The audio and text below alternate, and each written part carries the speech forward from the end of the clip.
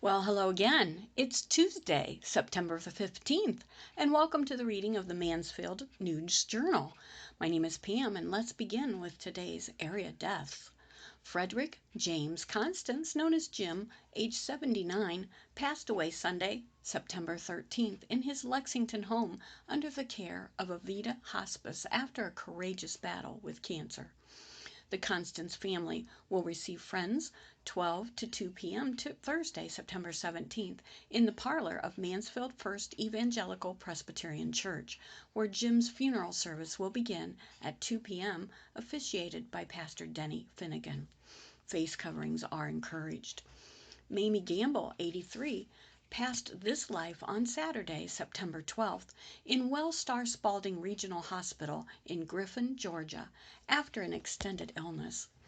Friends may call at the chapel on Friday, 1 hour prior to services beginning at 11 a.m. Private funeral services for the family will be held Friday. Facial masks will be mandatory and social distancing will be observed. Donald Preston Kennedy, known as Don, age 60, passed away peacefully on September 12th after a brief but hard-fought battle with cancer. Friends may call on Thursday, September 17th from 4 to 7 p.m. at the Snyder Funeral Home in Fredericktown. A service will be held on Friday at the funeral home beginning at 11 a.m. Jeffrey Jeff S. Lunsford Sr., 58, of Mansfield, passed away on Thursday, September 10th. Family and friends may visit from 2 to 4 p.m. and 6 to 8 p.m. on Sunday, September 20th, at the Ontario home of Wapner Funeral Directors. Funeral services will be at 10 a.m. on Monday, September 21st, at the funeral home. Gloria D. Radcliffe Livingston, age 87, of Mansfield, passed away Saturday morning, September 12th, in Lexington Court Care Center. Friends may call Wednesday, September 16th, from 5 to 8 p.m. in the Lexington Avenue Snyder Funeral Home, where the funeral service will be held Thursday at 11 a.m. Wesley P. Volz, known as Wes, 83, of Lexington, Ohio, passed away at Ohio Health Riverside Hospital in Columbus on Saturday, September 12th. Wes was an avid supporter of Governor DeWine's restrictions with the COVID-19 virus and requested not to have a memorial service at this time. Private family services will be held at the convenience of the family. Well, this concludes the area deaths listed in the Tuesday Mansfield News Journal. So let's move on to our first article. Council to vote Tuesday on water rate hikes by Monroe Trombley. Mansfield City Council is scheduled to vote Tuesday on whether to raise water rates for the first time since 2004 and to issue $35 million in bonds to fund EPA-mandated improvements for the water treatment plant on Lexington Spring Mill Road. Last month, Council pushed back voting on the two measures from September 1st to September 15th. Tuesday's meeting will be streamed live on Facebook beginning at 6:30 p.m. Comments can be sent to City Council at ci.mansfield.oh.us. Here's what you need to know. How much will rates rise? It's worth mentioning that the ongoing installation of new meters, the city is changing the way both water and sewer rates are being measured. Usage will be measured in gallons, not cubic feet.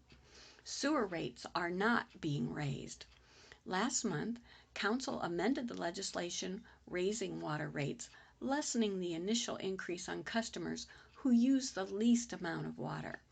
So instead of a 10% hike on January 1st, rates will rise about 3% for people who use up to 3,000 gallons a month.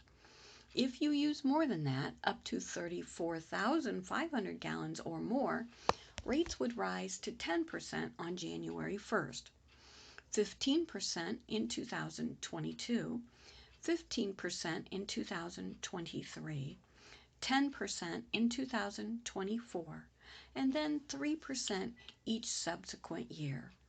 The average household of 4 people in Mansfield uses between 6,000 and 7,000 gallons of water a month, according to Dave Remy, Public Works Director. A household using that amount of water would be charged about $30 a month in 2021, not including possible surcharges, according to the city. Why is the city proposing to raise water rates? The Ohio EPA visited the water treatment plant earlier this year after a buildup of calcium carbonate in the plant's service line prompted officials to issue a citywide boil advisory while workers constructed a bypass line. The EPA conducted what's called an asset management evaluation of the plant, while pointing out water rates must be evaluated every 3 years. In a notice of violation, a copy of which was provided to the News Journal, an environmental specialist wrote to Public Works Director Dave Remy in March that without up-to-date water rates, your public water system is not able to provide the proper funding source to make the needed repairs, rehabilitation, replacement, or expansion of the village's assets. In a follow-up email sent 1 week later, the same environmental specialist said the city must evaluate water rates by the end of April and provide a report of when the rates would be raised. Remy requested an extension until December 31st, which was granted. We came to the conclusion that the only way we could get out and properly bond the capital improvement project at the water treatment plant was to immediately address water rate increases, Remy said in July.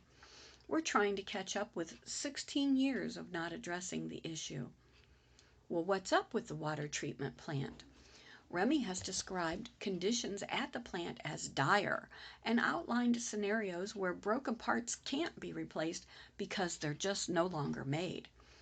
In March 2019, the city contracted with K.E. McCartney and Associates, paying the firm $539,800 to develop a capital improvement plan for the water treatment plant.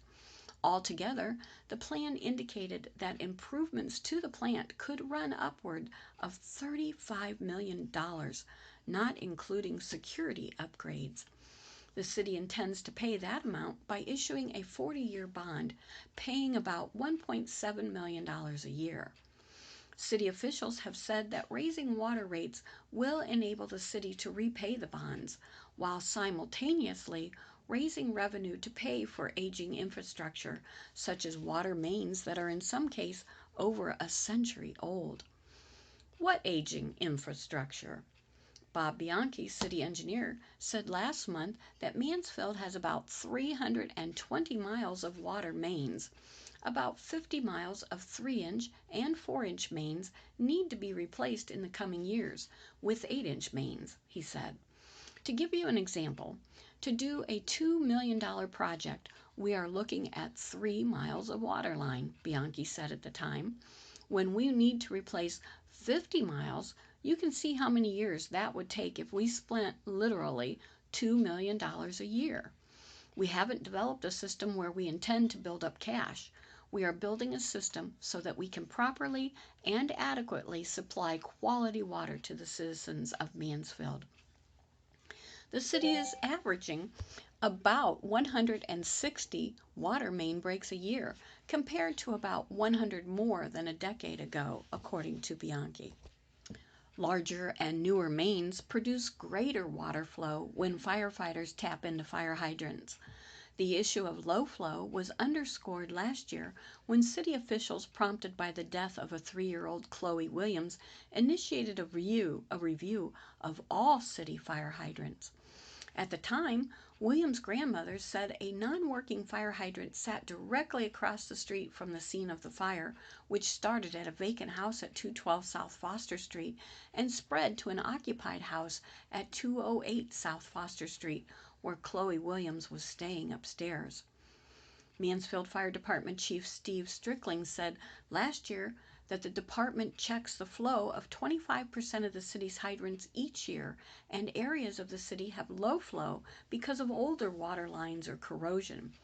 If low flow or no flow or another problem is detected, the fire department puts a tag on the hydrant and files a work order with the water repair department. Some problems are pretty easy to fix. Some of them are more complicated, Strickling said at the time. The low flow, smaller corroded lines are pretty hard to fix without putting in new lines. We've memorized the district and we go to where we know there is good water. And in most areas of the city, we can find good water somewhere within 1,000 feet. But Bianchi has stressed that renovating the water treatment plant is priority number one, noting that water lines can be strategically placed for now. The last thing we would ever want to do is to not be able to provide water to our system, Bianchi said last month. It would be catastrophic on a scale to which is even difficult to put into words. How do other city water rates compare? Had Mansfield increased water rates by 3% every year since 2005, according to a comparison provided by the city, residents would have been billed $5.03 per cubic feet of water in 2025. If they use less than 2,200 cubic feet, compared to $4.45 per cubic feet in that same year under the proposed rate hike. According to a horizontal bar graph provided by the city, Mansfield has the second lowest monthly water cost for an average single family compared to other Ohio cities. Only Ontario's average monthly cost of $24.31 is lower than Mansfield, the chart shows, while Shelby ranks near the top at $42.76, alongside Norwalk, Medina, and Lorain. Another chart provided by the city shows that even with the proposed hikes, Mansfield would rise to the middle of the list in 2024, based on the assumption that cities would increase their rates by 2% each year until 2024. That's the end of this article. My apologies for the ding on my phone. I have since silenced it. Moving on, our next article. Drive-By honors iconic coach Fred Martinelli by John Spencer. In Ashland, Fred Martinelli has never wanted anyone to fuss over him. He got his start in what evolved into a legendary coaching career at Belleville High School, now Clear Fork, but it took 9 years of cajoling to eventually get him to accept induction into the Clear Fork Valley Hall of Fame. This is the same guy who in 35 years as head football coach at Ashland University produced 217 victories, 10 conference championships, 2 undefeated seasons, and 72 All-Americans en route to his 2002 induction into the College Football Hall of Fame. But when the school christened its new stadium in 2009 and named the field after him, Martinelli, now 21, made sure AU removed his name in big white lettering from the turf. Too ostentatious. So when he learned of last Friday's drive-by celebration in front of the home he shares with his wife Ruth to help commemorate the 100th anniversary of Ashland University football, his response was typical Fred Martinelli. I couldn't understand it for a while, he said the next day, because we had other coaches that have been involved in 100 years of football. But only one has the Eagles playing field named after him. Only one has a pillar erected in his honor outside AU's Jack Miller Stadium. And only one is a member of the College Football Hall of Fame, a shrine mostly filled with players and coaches from major universities. I have so much respect for this guy, said head football coach Lee Owens, who parked his truck as the parade of vehicles went by and visited with the Martinellis on their front lawn. He deserves it. Everything we do to honor him honors our tradition. We have to elevate him and his memory. He's the Hall of Fame coach. Come on, man. How many Division II schools have a Hall of Fame coach? Athletic Director Al King stood nearby as former Ashland All-American Scott Valentine, now an assistant coach on the team, and his son Scott, a player for the Eagles, presented the Martinellis with pullovers bearing a 100th anniversary logo. We thought it would be nice for people to come out and share some memories, talk with him, even if they just go by, beep their horn, and wave, King said. Once we got going with this, the cheerleaders said they wanted to come out, and then some more people in town came out. It didn't have to be elaborate, but it gets people out of the house and they feel better. It's something that's a positive. King was referring to the fact that all fall sports at AU have been canceled because of the coronavirus pandemic. The school had planned centennial anniversary festivities around every home game. You take all of Martinelli's years of coaching, his years as an athletic director, and being around football all the time he's spent in Ohio, King says, he knows so much about Ohio school football, college football, every level. What he did here at AU, he basically put the foundation in place. Don Graham, longtime president of the AU Gridiron Club, visited with the Martinellis, who sat on padded deck chairs, surrounded by family and neighbors, and waved to everyone in their cars. At first, when the drive-by was just getting started at 6 p.m., the traffic of supporters wasn't heavy and the vehicles were able to practice social distancing, but then it became almost bumper to bumper, looking like the final scene of Field of Dreams, as cars made their way down the street in the beautifully groomed cul-de-sac where Martinelli lives. The cheerleaders arrived on a flatbed truck. Some well-wishers held signs out the window.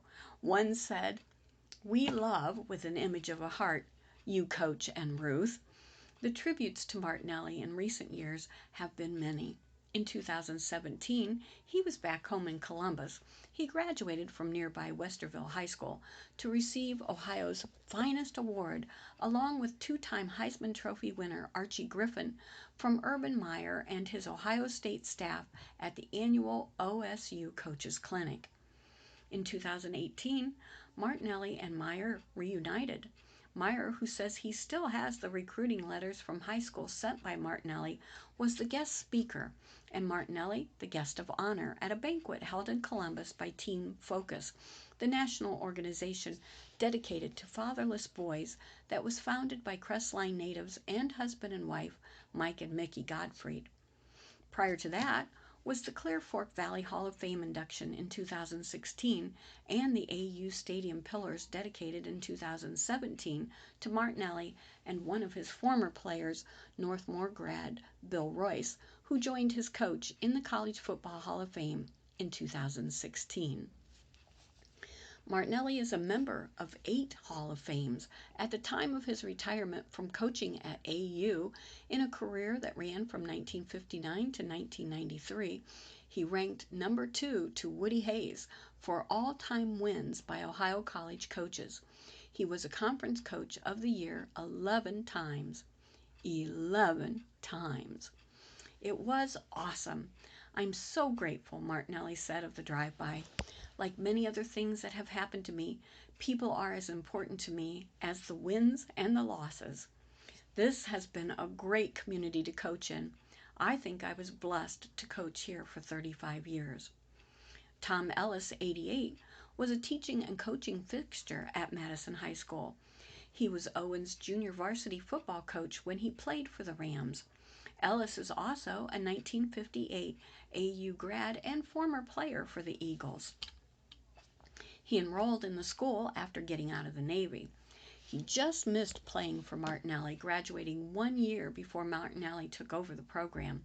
But he wanted to be there Friday night and visit with the coaching icon, even though he knew it would be against the advice of his son, an infectious disease doctor. "My wife scolded me," Ellis said. "I said this was a once-in-a-lifetime deal. I wanted to go over and talk to him. He was always so kind to me when I'd go back for games, and I always had so much respect for him," said Ellis, who coached at Madison with the late John Valentine, Scott's dad and a longtime fixture on Martinelli's staff at Ashland. Fred knew how to treat people. It's so important to be kind to people. Fred was that way, and Lee Owens is too. Missy and Matt Schmitz and their children have lived next door to the Martinellis for 3 years. They were beyond happy to be part of Friday's event. "His smile was priceless," Missy said of Martinelli. "Before we moved here, our son Caden was still a quarterback, and we had a big yard for him to throw in when we lived in the country. When Fred found out, he said, 'Well, now you have 2 yards.' He would always enjoy watching Caden out the back window." Caden is a 6'1", 200-pound junior, strong safety for the Ashland High School, getting attention from colleges. After every game, he and his dad report what happened to Martinelli, who have been married for 70 years. They go talk to Fred, and he gives Caden advice, Missy said.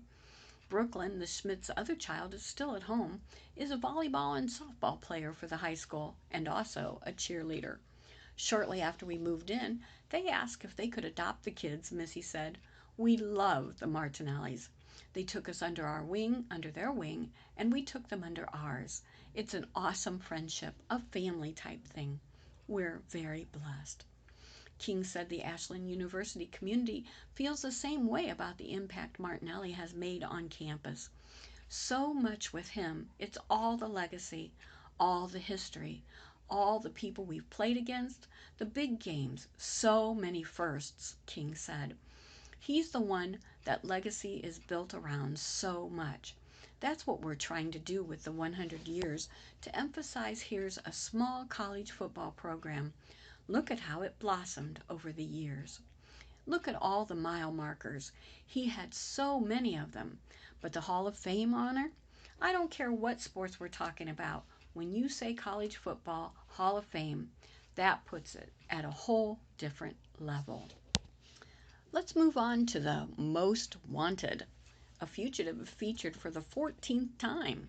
In Mansfield, Jeffrey Siron is back in Most Wanted for the 14th time. Siron 31 was first featured on May 6th. He is wanted on a charge of failure to register as a sex offender. He is 6 feet 3 inches and weighs 170 pounds.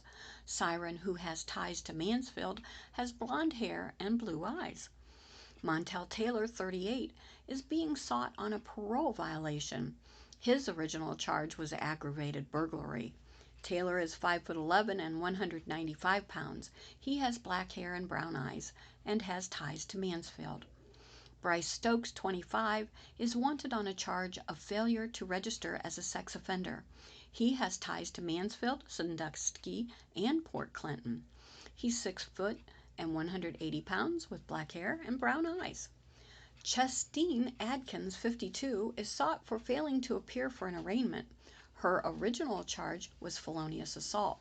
She's 5'5", 140 pounds. She has black hair and brown eyes and ties to Mansfield. Anyone with information on the whereabouts of any of the fugitives is asked to call the Richland County Division of Northern Ohio Violent Fugitive Task Force at 419-774-3565 or call 866-4-WANTED. People can also text the keyword WANTED and send a tip to 847-411. Or go to a link at usmarshals.gov/district/OH-N/fugitives. Reward money is available, but tipsters can also remain anonymous. Well, let's move on. Return to Pray, kickoff on September 18th by Monroe Trombley. In Mansfield, local pastors and religious leaders have partnered for Return to Pray, a 10-day series of prayer services in the Mansfield area. Nearly a dozen churches, parishes, and fellowship spaces will host free services beginning September 18th. They'll also be streamed live on the Godsfield Facebook page. The series coincides with the National Prayer March in Washington, D.C. on September 26th. Franklin Graham, Jonathan Cahn, and a host of other national Christian leaders are planning the event, not as a protest, but submission to God as a nation, said Paul Lintern, pastor of Oakland Lutheran Church, in a news release. We have invited local congregations to host a night in whatever way is authentic to their style, tradition, and calling. The Reverend L. Auchi, co-founder of the Richland Community Prayer Network, said in the release that prayer lays the foundation for individual, community, and national relationships with God. It begins with the one who submits to the Lord and joins them with a community of believers to stand before God humbly and faithfully, he said. Return to Pray begins on a day celebrated as the Feast of Trumpets and concludes on the Day of Atonement. Services are from 6:30 p.m. to 8 p.m., unless noted. September 18th at the Arc, 378 Park Avenue West. September 19th, Kingdom Grace Fellowship, 109 Reba Avenue. September 20th, Church Requel, 2 Marion Avenue. September 21st, Maddox Memorial COGIC at 1148 Walker Lake Road. September 22nd, Grace Point Sanctuary, 36 Eagle Court. September 23rd, First Church of the Open Bible, 1150 Rayfield Drive. September 24th, Ontario Christian Fellowship, 636 South Lexington Spring Mill Road. September 25th, Bible Walk Museum, 500 Tingley Road. September 26th, Fusion Church, 220 Industrial Parkway. September 27th, Evening Prayer Walk from 6 to 7:30 p.m., and the location is yet to be announced. September 28th, Shar Shalom Messianic Congregation, Messianic Congregation, 2510 West 4th Street from 6 to 7:15 p.m. The service at Fusion on September 26th will be preceded by 2 additional prayer sessions at 10:30 a.m. and 1:30 p.m. All events are free and open to all, Akuchi said. This is a good opportunity to experience worship in arenas that may not be what is most familiar to many, but which will be very familiar in the topic of prayers and the focus on our Heavenly Father and His Son. In the release, Lintern said the practice of different congregations holding prayer services on successive nights is modeled after Richland County's March of Prayer. Last year, 47 Christian churches representing more than 25 denominations participated, with more than 4,000 people attending the services. Each church planned a 2-hour prayer service in any way and any style they wanted. All of it is placed under the theme, Mansfield is God's field, Richland is God's land, Reverend Archie said, alluding to signs that the Prayer Network has distributed. Let's move on to local news briefs. HUD awards CARES funding to Mansfield. The City of Mansfield will receive $200,557 in CARES Act funding from the U.S. Department of Housing and Urban Development for its Community Development Block Grant Program. It's part of nearly $52 million awarded across Ohio and nearly $2 billion nationwide. The allocation focuses funds towards places with households facing higher risks of eviction due to economic hardship as a result of the coronavirus. These funds can be used to provide temporary financial assistance to meet rental obligations for up to 6 months. For details, visit hud.gov/coronavirus.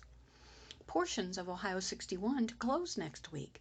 In Shelby, Ohio 61, between London West Road and State Street, will close Monday for railroad crossing repairs.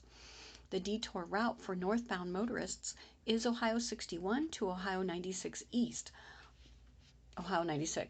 on Ohio 96 to Ohio 13, north on Ohio 13 to Ohio 603, northwest on Ohio 603 to Ohio 61, and reverse for the southbound motorists. The project is expected to be completed on September 24th. Galion Health Department to offer flu clinics. The Galion City Health Department has several flu clinics scheduled in coming weeks. In-office and drive-up options are available. Drive-through clinics will be offered noon to 2 p.m. September 24th and 10 a.m. to 1 p.m. September 29th. Both of these clinics will take place at the Galion Golden Age Center at 301 South Market Street. Flu clinics are also scheduled 3 to 6 p.m. October 1st and October 5th in the gymnasium at Grace Point Church, 683 Portland Way North. For details, contact the Galion City Health Department, 419-468-1075. State Senate candidate to speak to Shelby area Democrats. The Shelby Area Democratic Club will have its upcoming monthly meeting at 7 p.m. Thursday via Zoom. Ryan Hunger will be the guest speaker. A resident of Medina County, Hunger is a candidate for the State Senate from the 22nd District, which includes Shelby and Richland County. In addition to club members, the event is open to others who are interested in the fall general election campaign. Send an email request to shelbydems@yahoo.com by noon Thursday to receive the Zoom link. Upcoming meetings: Buckeye Community School Governing Authority, 4 p.m. Wednesday, Marion County Sheriff's Office, 100 Executive Drive. Shelby Finance and Personnel Committee, 2:30 p.m. Thursday, 5 Water Street in Shelby. Shelby Utilities Streets Committee, 3:30 p.m. Thursday, 5 Water Street, Shelby. And as you know, this concludes the reading of the Mansfield News Journal for Tuesday, September 15th. My name is Pam. Please stay safe until we meet again. You be blessed and do what you can do to make today a great day.